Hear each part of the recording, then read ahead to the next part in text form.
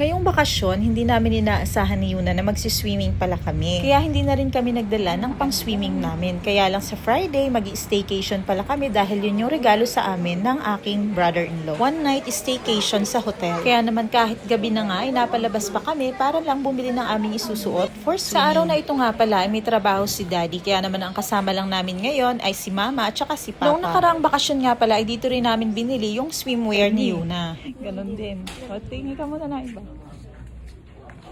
Yun na din. Yung plain lang. Ayaw mo ba ng plain? Yun na uli. Ako pa makulit. Same one lang pipiliin mo. Sunod ka muna kay Lame. Baka may ibang design pa doon.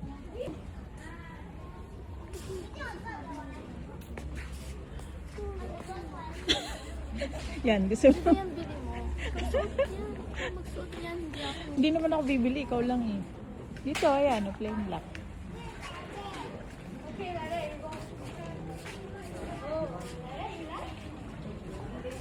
Ayun ako, yan ang gusto mo. Yan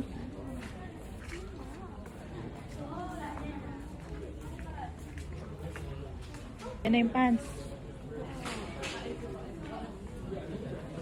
Bibili siya, katulad lang din ng dating ginagamit niya.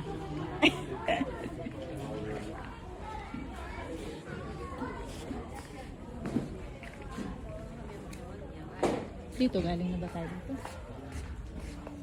Wala. Pambata. Yeah, we're going together at all.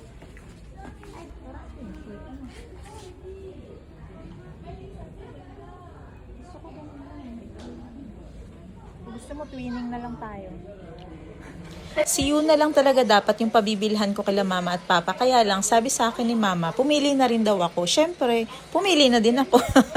Kahit meron naman akong dala na pwede naman pang swimming. Pero ang gaganda kasi ng design, kaya naman pumili na rin ako ng para sa akin. Yung dala ko kasi, black lang yon, plain black lang. Pumili ako ng may bulaklak para at least kahit papano naman ay hindi boring yung aking isusuot. So ito nga isusukat ko yung damit ko. Pero hindi ko na ipapakita ngayon. Sa Friday na lang. Ulitan na lang muna kami ni Yuna habang hinihintay namin si Papa at si Mama dahil binabayaran na nila yung aming mga pinamili.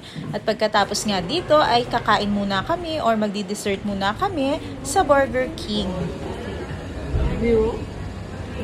Yes. Mo? Gulat ka sa medium, no? Large yan. Kaya mo ba ubusin yan? Sakto lang yung small eh. At matapos nga ang ilang minuto naming pagtambay dito sa Burger King, ay pauwi na din kami. Saglit na saglit lang ang gala-galor namin sa araw na to. Ilang araw na nga kami naglalamyerda at napapagura na ang princess, kaya naman gusto nga sana niya ay magpahinga ng mahaba-haba sa bahay.